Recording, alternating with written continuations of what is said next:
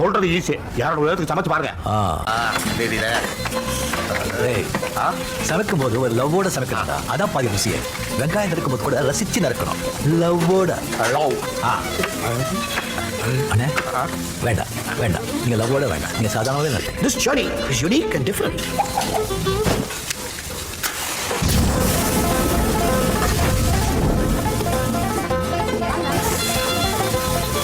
அடே பெரிய ஆள். சொன்னேன்ல, எல்லாம் இங்க இருக்கு. செய்யற வேலை இங்கிருந்து செய்யணும், லவ்வோட. எனக்கு வந்து அப்படியே ஒரு இந்த ஓடா